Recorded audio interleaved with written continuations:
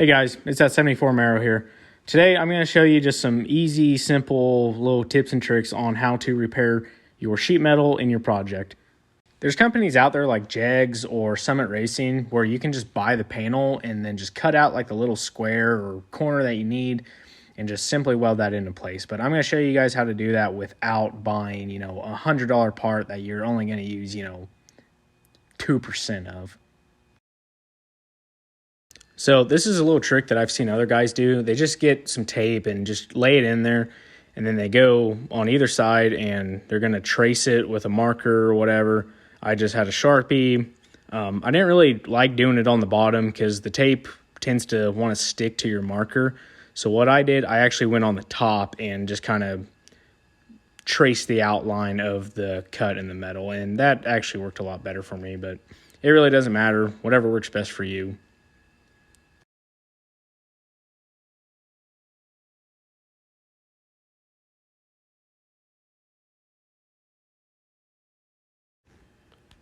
Next, you're going to get your tape and cut the outline.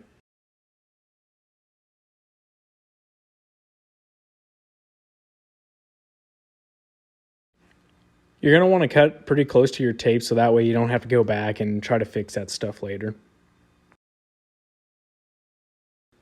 I left a little bit extra on one side just in case.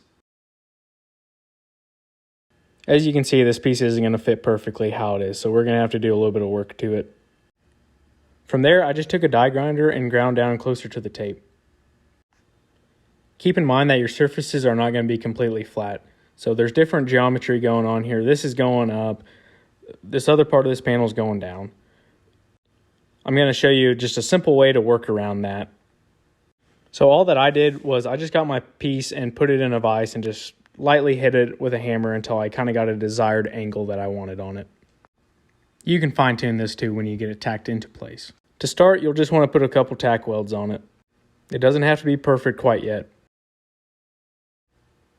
From there, you can use a hammer to shape it into place.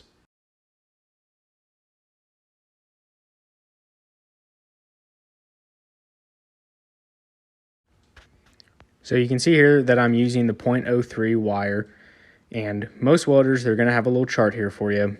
It's pretty simple. You just got to find whatever your wire diameter is and what shielding you're using. So I'm using C25. So I'm going to find that, and I'm going to go over until I find my metal thickness. So there's different settings for your different metal thickness. It's going to be about 18 or the 14 gauge that I'm using. So I'm going to go down, and it says D4, and that is going to be your wire speed and voltage.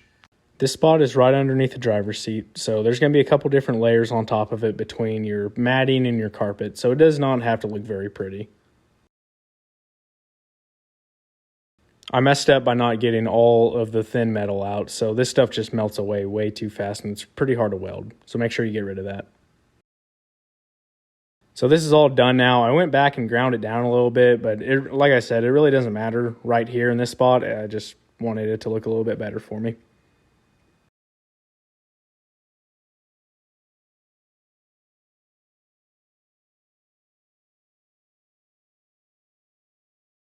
This was another spot kind of up by the brake pedal that got thin and started to crack out, and I figured I'd just fix that too. So what you're going to want to do is just go slow, take your time. You don't want that metal getting too hot or else it will just be impossible to weld. Just do these little kind of pulses like I'm doing here. Wait for your weld pool to cool down and solidify, and then, try to go at it from different angles to fill in those holes.